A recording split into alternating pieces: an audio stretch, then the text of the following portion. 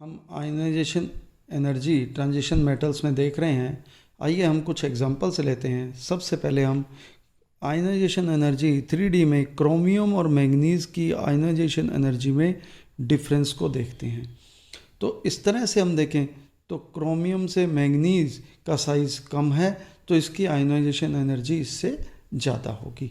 अब हम इसकी फर्स्ट, सेकंड और थर्ड आयनाइजेशन एनर्जी की कैलकुलेशंस करते हैं, देखते हैं किसकी आयनाइजेशन एनर्जी कम है, किसकी ज़्यादा और क्यों। क्रोमियम हम देखते हैं। क्रोमियम का इलेक्ट्रॉनिक कॉन्फ़िगरेशन है 3d5 4s1 और मैंगनीज़ का है 3d5 4s2। तो इसके डी ऑर्बिटल के अंदर एक एक इलेक्ट्रॉन है, पांचों डी जो कक्ष हैं इनमें भरे हुए हैं कक्षक, और 4s में एक इलेक्ट्रॉन है, और इसके भी 5 ऑर्बिटल्स जो हैं इनमें एक एक इलेक्ट्रॉन है और 4s में 2 इलेक्ट्रॉन्स हैं। तो अब अगर हमें एक इलेक्ट्रॉन निकालना है तो कहाँ से इजी होगा? ये कम्प्लीटली फिल्ड है और ये हाफ फिल्ड है, तो इसमें से इलेक्ट्रॉन निकालना डिफ़िकल्ट होगा, जबकि इसमें से इलेक्ट्रॉन निकालना ईजी होगा।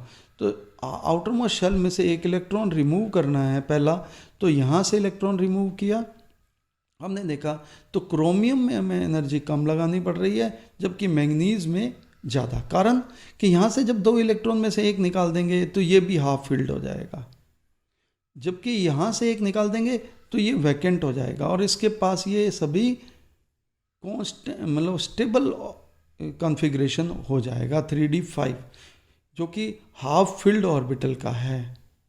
और यहाँ पर ये 2 से 1 में कन्वर्ट हो रहा है, तो s ऑर्बिटल में 1 आ जाने से ये इसकी तुलना में कम स्थायी होगा, इसलिए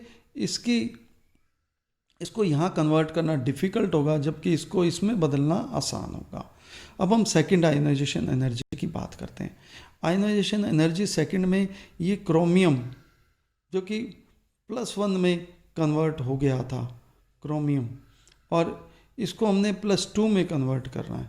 तो क्रोमियम +1 से +2 में जब कन्वर्ट होता है, यानी ये क्रोमियम +1 है, जैसे देखा आपने, एक इलेक्ट्रॉन जब इसमें से निकल जाएगा तो ये Cr+1 हो जाएगा, ये इसका कॉन्फ़िगरेशन हो गया।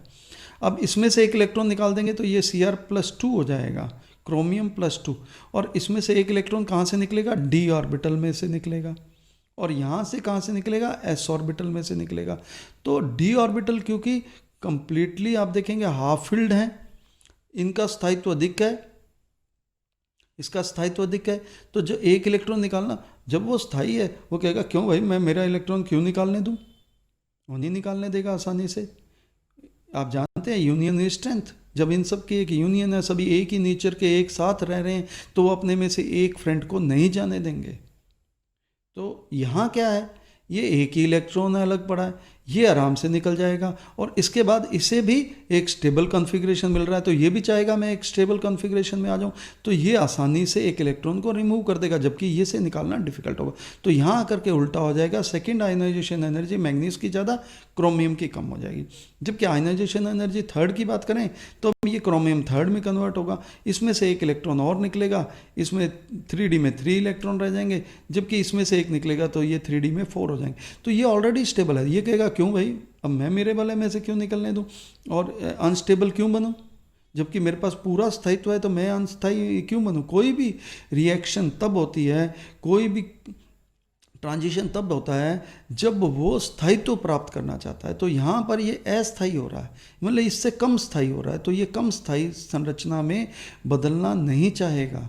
हाँ, इसे अधिक ऊर्जा देंगे तो इसके इलेक्ट्रॉन निकल जाएंगे, तब उनके लिए मजबूरी होगी, वो अपने स्थान को छोड़ देंगे, जबकि इसमें आसान होगा। तो यहाँ आकर के फिर क्रोमियम की आयनाइजेशन एनर्जी थर्ड अधिक होगी, जबकि मैंगनीज़ की कम होगी।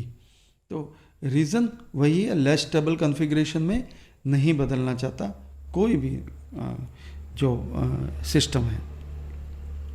और हम जानते हैं, देखिए लास्ट में, कोई सिस्टम जितना अधिक स्थायी होता है उसकी नाभिक के साथ अट्रैक्शन उतना ही अधिक होता है, और जितना ज़्यादा स्थायी होगा, वो स्थायी का मतलब क्या हुआ, उसकी शील्डिंग कम होगी। शील्डिंग कम होगी तो मतलब बाहर वाले इलेक्ट्रॉन का नाभिक के साथ क्या हुआ, अट्रैक्शन बढ़ गया।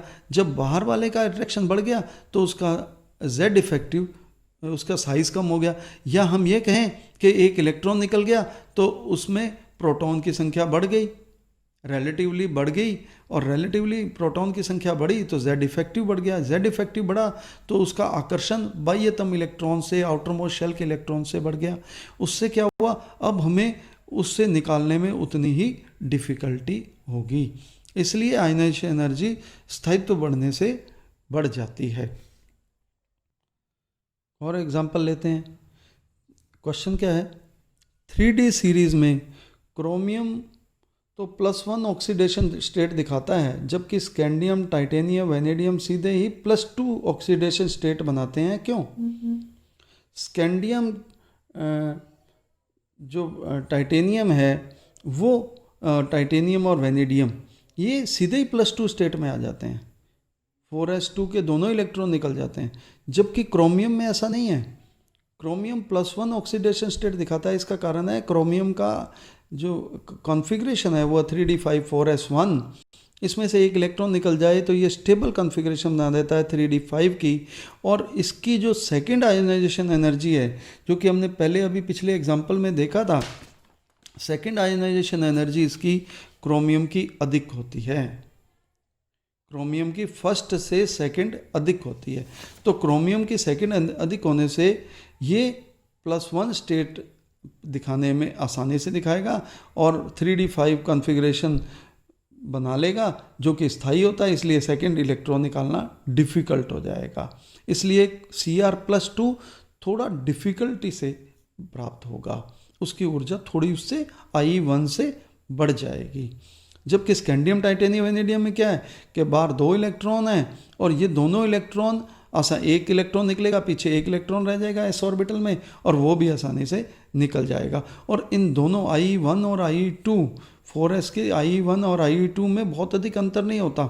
हम जानते हैं अगर ये अंतर 11.5 इलेक्ट्रॉन वोल्ट से कम होता है तो वो आसानी से साथ ही निकल जाता है। I2 मतलब एक इलेक्ट्रॉन के साथ दूसरा इलेक्ट्रॉन भी निकल जाता है, क्योंकि उनमें ऊर्जा का डिफरेंस अधिक नहीं होता। अब ऐसा ही सेम एग्जांपल कॉपर का हम ले सकते हैं, उसमें भी यही है, I2 बहुत अधिक होता है I1 की तुलना में। नेक्स्ट क्वेश्चन हम देखते हैं, कॉइनेज मेटल की बात करते हैं।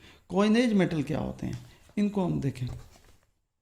कॉइनेज मेटल होते हैं ये देखिए, कॉपर, सिल्वर और गोल्ड, ग्रुप 11 के मेटल्स, इनके बारे में पढ़ते हैं। तो हम जानते हैं ग्रुप के अंदर क्या है कि जैसे ही हम नीचे की ओर बढ़ते हैं तो नीचे की ओर बढ़ने से साइज़ बढ़ रहा है, तो साइज़ बढ़ रहा है तो क्या होगा, साइज़ के इन्वर्सली प्रोपोर्शनल होता है, क्या होता है, आयनाइजेशन एनर्जी, तो वो कम होगी। और ये दोनों 4D और 5D सीरीज़ में साइज़ सेम रहता है, तो इन दोनों की आयनाइजेशन एनर्जी सेम होनी चाहिए। अब हम देखते हैं क्या ऐसा है। देखिए, कॉपर से जब हम सिल्वर की तरफ जाते हैं तो सिल्वर की आयनाइजेशन एनर्जी कम है, कॉपर की अधिक है, क्योंकि साइज़ बढ़ गया है इसका। यहाँ से यहाँ गोल्ड की तरफ जाते हैं, साइज़ सेम रहता है, तो इसकी भी सेम रहनी चाहिए, परंतु सिल्वर की गोल्ड की तुलना में आयनाइजेशन एनर्जी कम होती। कारण क्या है, यहाँ साइज़ तो सेम है, यहाँ साइज़ तो सेम है, परंतु इसका Z इफेक्टिव अधिक है। इसमें आप देखिए इन दोनों में कितना डिफरेंस है प्रोटॉन्स की संख्या में, बताइए। जहाँ सिल्वर का जो एटॉमिक नंबर है वो है 47 और आयुरियम यानी कि गोल्ड का 79, दोनों में डिफरेंस कितना है, 32। दोनों में डिफरेंस कितना है देख लीजिए, यहाँ देखिए आप, सिल्वर 47 और ये 79, दोनों में 32 प्रोटॉन्स का डिफरेंस है, यानी इसके पास 32 प्रोटॉन्स अधिक हैं। और साइज़ तो सेम हो गया, दोनों का साइज़ तो सेम हो गया, परंतु इससे इसके पास चार्ज 32 अधिक हैं। तो इसके कारण इसका जो Z इफेक्टिव है बहुत अधिक होता है। बहुत अधिक Z इफेक्टिव होने के कारण इसकी जो आयनाइजेशन एनर्जी है वो अधिक हो जाती है। यानी आयनाइजेशन एनर्जी एटॉमिक साइज़ के तो इन्वर्सली प्रोपोर्शनल होती है, परंतु Z इफेक्टिव के प्रोपोर्शनल होती है, क्योंकि जितना ज़्यादा न्यूक्लियस बाह्यतम इलेक्ट्रॉन्स को अपनी ओर आकर्षित करता है, उसको निकालने में उतनी ही डिफ़िकल्टी होती है। ये अब हम नेक्स्ट देखते हैं कि इस तरह से इसका ट्रेंड हम क्या बताएंगे। 5D में जो गोल्ड है उसका सबसे ज़्यादा, कॉपर का उससे कम और सिल्वर का सबसे कम होता है। और ऐसे ही तो नेक्स्ट हम 12th ग्रुप लेते हैं। 12th ग्रुप में देखिए कहाँ हम बात कर रहे हैं, जिंक, कैडमियम और मरकरी में। यहाँ पर जिंक, कैडमियम और मरकरी में, इसमें भी इसी प्रकार से मरकरी सबसे अधिक है, जिंक उससे कम और कैडमियम उससे कम होता है। आप जानते हैं जनरली हम पढ़ेंगे इसको, अगर इस ट्रेंड को देखें तो हम देखेंगे 5D सबसे ज़्यादा आयनाइजेशन एनर्जी, 3D की उससे कम और 4D की सबसे कम होती है। ये जनरल ट्रेंड है। हाँ, ये हमेशा सही नहीं होता, कुछ एक्सेप्शंस भी हैं। जैसे देखिए निकल, पैलेडियम और प्लेटिनम में, क्रोमियम, मॉलिब्डेनम और टंगस्टन में ये इस तरह से प्रभाव दिखाते हैं। परंतु हम इस पर ही ज़्यादा ध्यान देंगे कि हम ज़्यादातर इसको ही देखेंगे कि जनरल ट्रेंड ये रहता है। कॉपर की आयनाइजेशन एनर्जी जिंक से कम होती है। हालांकि दोनों की एटॉमिक रेडियस में जिंक की एटॉमिक रेडियस ज़्यादा है। ये मैं आपको पहले बता चुका हूँ कि जिंक क्योंकि एक स्टेबल कॉन्फ़िगरेशन दिखाता है, तो इसलिए इसमें से एक इलेक्ट्रॉन को रिमूव करना डिफ़िकल्ट है। ये कम्प्लीटली फिल्ड ऑर्बिटल्स हैं, इनमें से इलेक्ट्रॉन रिमूव करना, जबकि यहाँ से एक इलेक्ट्रॉन निकल जाए तो ये भी एक कम्प्लीटली फिल्ड ऑर्बिटल बन जाता है, कम्प्लीटली फिल्ड जो सिस्टम बन जाता है। इस कारण से इसमें से ये इलेक्ट्रॉन निकालना इजी होगा, जबकि यहाँ से इलेक्ट्रॉन निकालना डिफ़िकल्ट होगा। और भी बहुत से एग्जांपल हैं, आप इस पर अपने घर पे बैठ करके कुछ एग्जांपल्स को पढ़िएगा और उन न्यूमेरिकल्स को सॉल्व करके देखिएगा। अगर कोई उसमें प्रॉब्लम रहे तो आप फिर गूगल क्लासरूम में आकर के पूछ सकते हैं। Thank you.